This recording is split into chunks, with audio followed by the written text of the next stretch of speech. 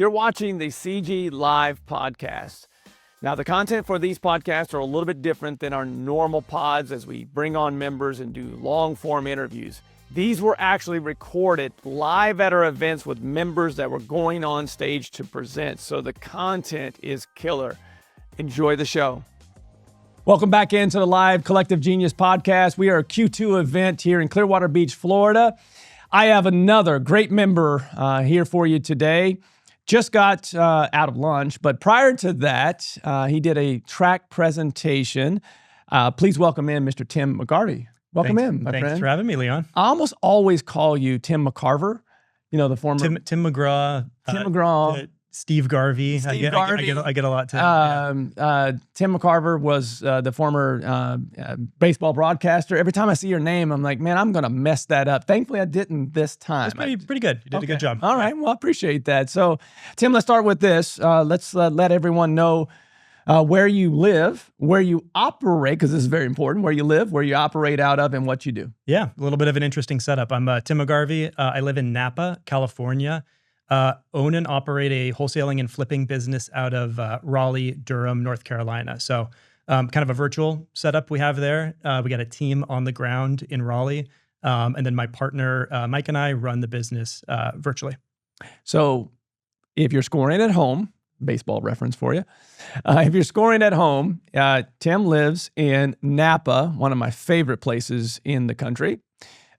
His partner lives in Chicago. And they do business in Raleigh. Now, I can't let you start into what you presented on your track presentation without asking, how the heck does that happen? Yeah, it's a good question. A question I get asked a lot. When we started the business, we had a third partner actually that did property management in North Carolina, and we really liked the market dynamics. We had access to buy rental properties at prices and with cash flow that didn't really make sense in California or Illinois at the time. So we built the business actually as a real estate investment company trying to buy single family rentals, started to get good at direct-to-seller marketing, and kind of leaned into the wholesaling side of it and started to grow that. And that's been a couple of years of building that. So we've stuck with the market, and it's been really good to us. Continuing to wholesale, or are you still picking off some rentals when you can? We do rentals here and there, mostly creative finance, seller financing. Usually things that don't work for wholesaling we'll buy. Probably not buying as much as I want to these days, but wholesaling is the primary business. For those that are listening to this live and then on the recorded version of this as well, you know, that's the partnership that you just mentioned with two of you living in, you know, two different parts of the country. While investing in the other side of the country. Obviously, there's a lot of challenges that come with that. It's very rare that I hear those type of partnerships have success. What do you think has been the secret for you, the two of you? Yeah, you have to be really intentional about building culture with the team. I think that's one thing that in the beginning we struggled with. How do we stay connected to each other? How do we know what everyone's doing? How do we build a culture? Like a lot of our competition is in person in the office, and we have to find ways to recreate that. So we've just done a lot of things. Like we have a very active like Slack channel, for example. People are very participate. We're constantly talking to each other, sending memes and things like that. My partner Mike set up a Nike run club. So everyone in the company goes for runs, and we compete and track that against each other. And so you have to find ways to create the culture that you would otherwise in person, and start to really like deepen the relationship with the team. And you just have to be very intentional about finding other ways to do it if you're not all in the office together. Only in real estate, only in the 2000s is that possible. Like COVID showed us what was possible with virtual environments, and it's so cool to see how members like yourself have created the culture that you would create, you know, in person. You've been able to replicate and sometimes make it better than in person, because they're not seeing you all the time at the breathing down their neck, and being able to do that when you're on the West Coast, he's in the Midwest, and your business is in the Southeast. Like it's just impressive to see. What's the biggest challenge, I guess, is the follow up to that? I would say the biggest challenge is you have to understand the market really well, and we're not in that market, so we rely on our team members a lot. Hiring really good, talented people that are giving us feedback on market dynamics, being able to set up marketing campaigns that are tailored towards sellers that are in that market. And it took us a couple of years, honestly, to get really good at understanding how the market works and the different dynamics there. So you have to find other ways to get that information and stay really like close to the business when you're not physically close to it.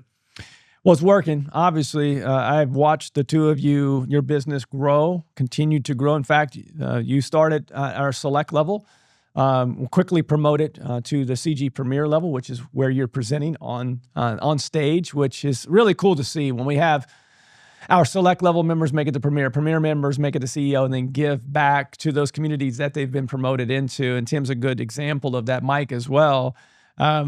The presentation that you did today and the track was specifically on marketing and more specific to direct mail. That is something that I know for a very long time, though, since I've known you.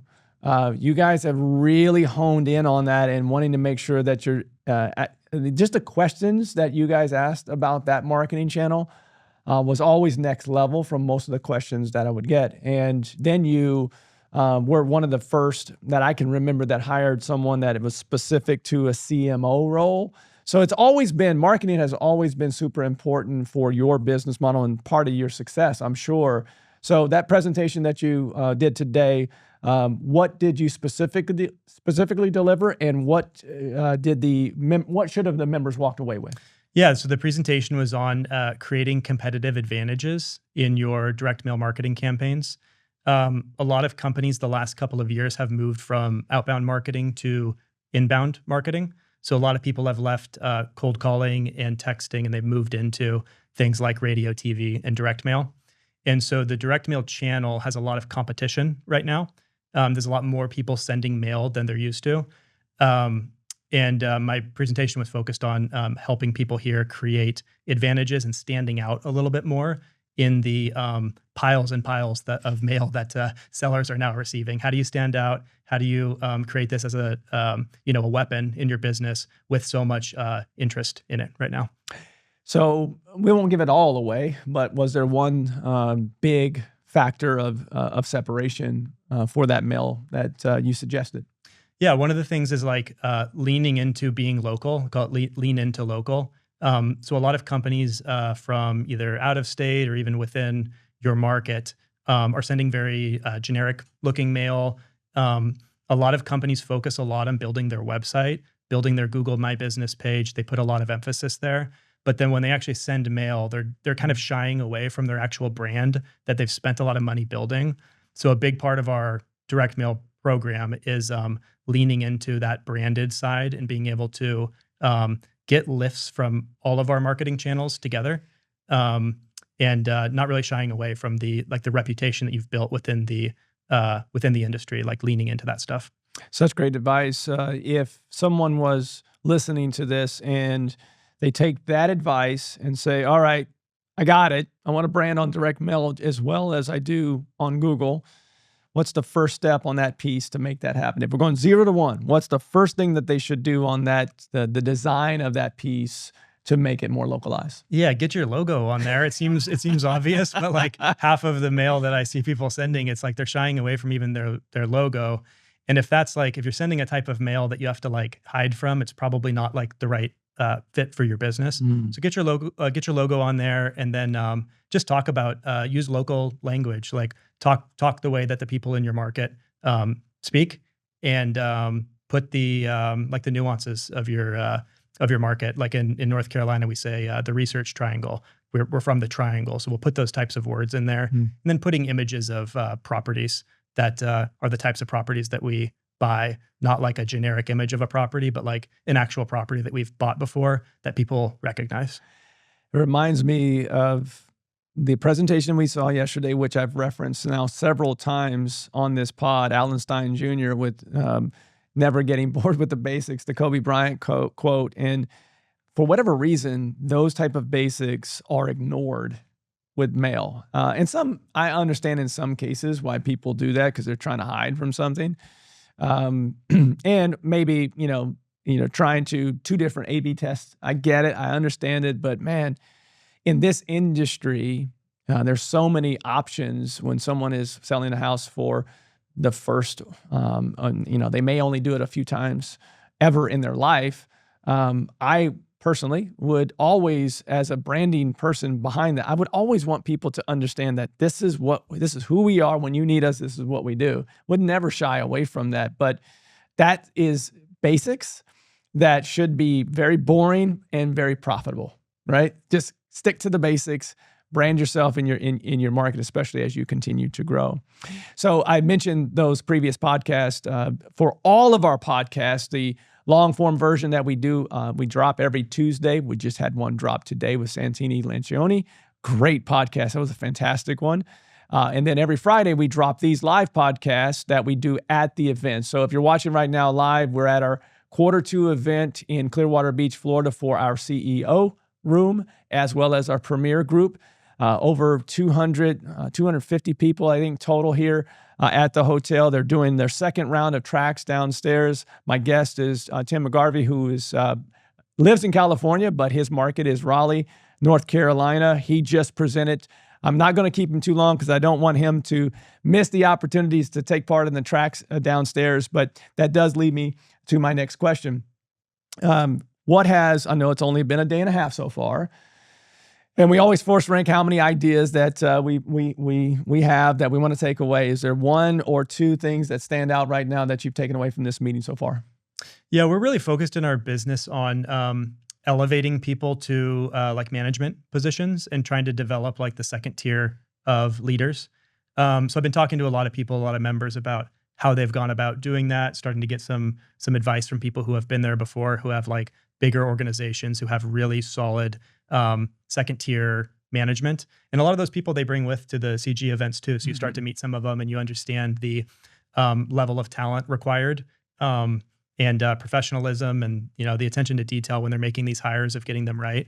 So that's one thing that I'm going to take back is concepts for developing those leaders internally, for being able to promote people from within and start to be able to get a little more time back for the leadership team to be able to focus on growing the business and not as pulled into the weeds of the day-to-day. It's really hard to scale without that executive level team and even the mid-manager levels. And I can tell you that these are easy connections to make. And a lot of times you can make them yourself because you see in the premier room, especially for the CEO level members, you'll see their second in command, their chief sales officer, any of those C-suite type of positions, you will see at the premier room still giving value back and also obviously learning things to take back to the day-to-day operations. And so I immediately think of guys like Eric Brewer, Jeff and Kevin in Chicago. Yep. I mean, there's so many people down in that room that are, they're just really good at acquiring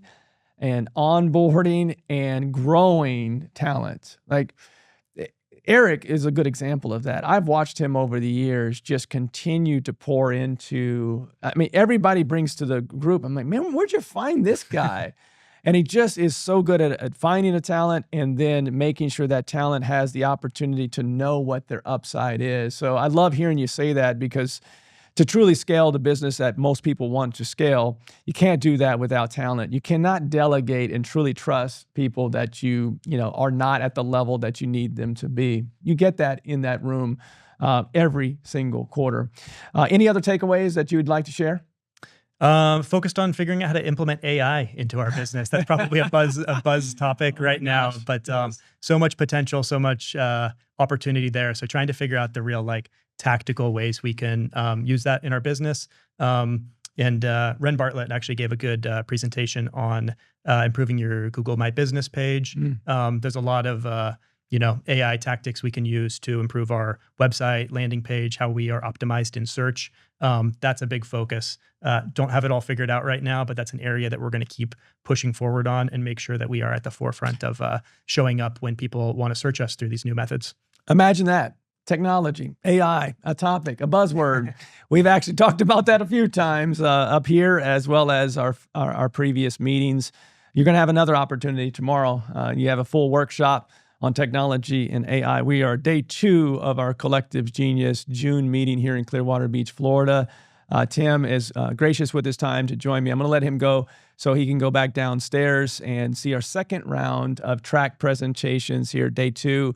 excited for the rest of the event. And please hit me up on any of those connections that you need, especially to those that are great at building leaders within their team, because there's plenty of them here in the room. So if you get chance later today, grab me and remind me of that connection. Sounds good. Appreciate that. Thanks for the time, Leon. Appreciate it. Thanks for the presentation today. I know our members truly will get something from that and be able to implement it.